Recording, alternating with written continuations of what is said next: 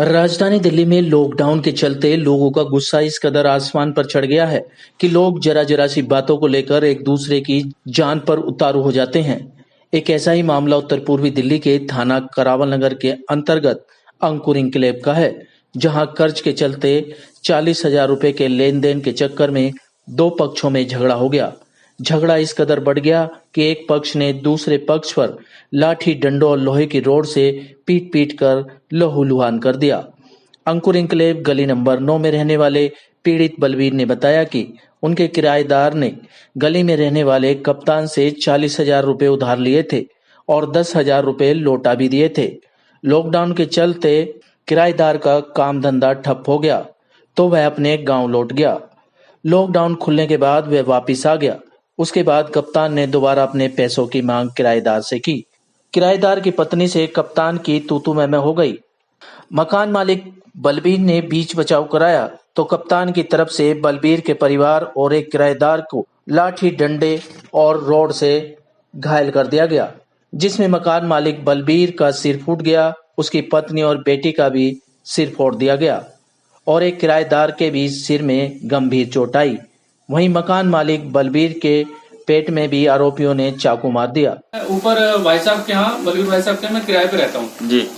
क्या हुआ कि मैं चाय पी रहा था और भाई साहब ड्यूटी के लिए जाने के लिए तैयार थे और जैसे ही इनको मतलब ईंट खींच के मारा, मैं मतलब दौड़ा, मतलब वो बीच बिचाव कराने के लिए कि भाई साहब आप क्यों लड़ रहे हैं। इससे उन्होंने पंप का हत्था मेरे सर पे मारा, मेरा सर फट गया, जिसमें मेरे को 5-6 टांके आए हैं और मेरे को नीचे गिर लिया 5-6 बंदों ने, जिसमें मेरे दोनों घुटने में बहुत ज्यादा चोट है और मेरे अंदर सीने में बैक साइड में पसलियां जो बहुत ज्यादा चोट है। झगड़ा किस बात को लेकर हुआ था? झगड़ा इनका राजेंद्र के और राजेंद्र की घरवाली से और कप्तान सिंह की घरवाली से आपस में पैसे को लेकर लड़ाई, मतलब औरतों में हो रही थी, तू मैं औरतों में हो रही थी। इनसे हमारा कोई लड़ाई झगड़ा का मेरा ना तो राजेंद्र पे कोई लेना देना है, ना धंतों से क्या नाम है कप्तान सिंह से कोई लेना देना है। मैं सिर्फ बीच बिचाव के लिए गया था, उन लोगों ने मेरे को इस तरीके से मारा है।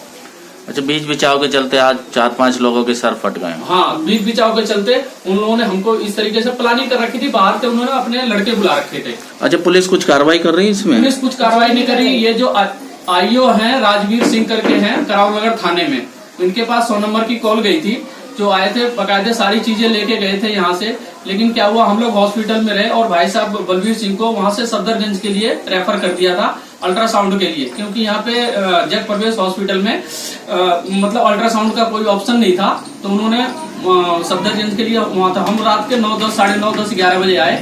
राजवीर सिंह यहाँ आए, आईओ जो है करावल नगर थाने के, उन्होंने क्या करा, यहाँ पे हमारी जो हमने रिपोर्ट लिखवाई वो रिपोर्ट लिखी उन्होंने, लेकिन जो कार्रवाई उनपे धारा लगानी चाहिए थी वो धारा नहीं लगाई उन्होंने।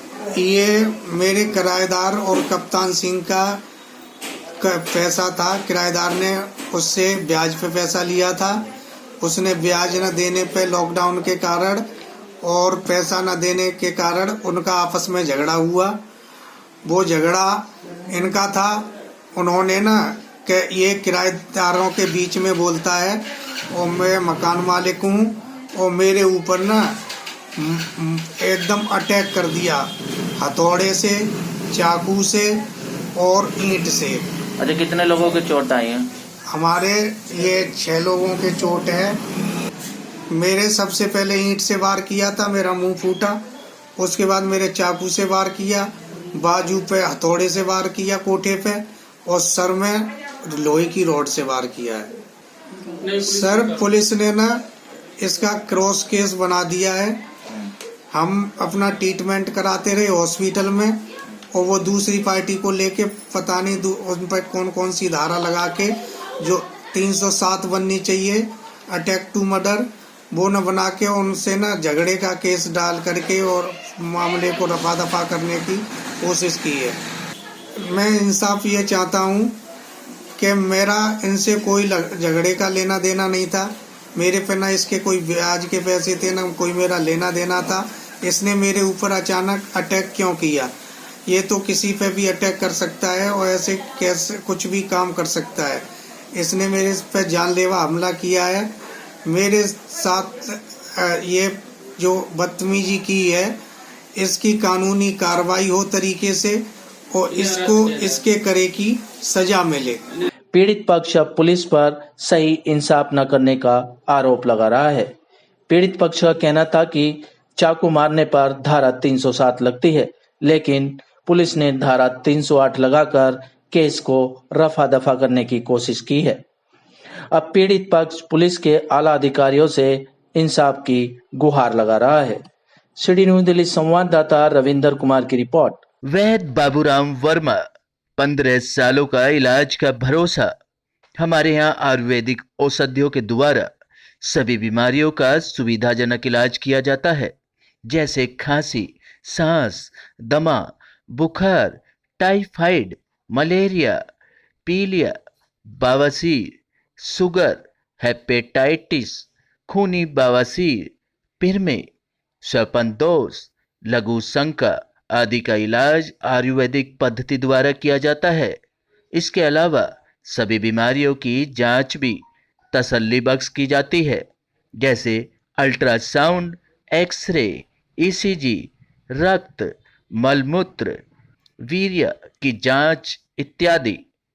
हमारे यहाँ दिल्ली सरकार द्वारा टीकाकरण, टीबी का इलाज व जांच मुफ्त की जाती है। हमारा पता है वैद्य बाबूराम वर्मा, चैरिटेबल सोसाइटी, 329 गली number 9, Mandoli extension, near Nand Nagri bus depot के सामने, दिल्ली 93। आप हमारे नंबरों पर भी संपर्क कर सकते हैं। हमारे फ़ोन नंबर हैं 9213329205, 9211478312, 9910418312। आप हमारे चैनल पर भी दिए गए नंबरों पर भी संपर्क कर सकते हैं। हमारा फ़ोन नंबर है 8506973234।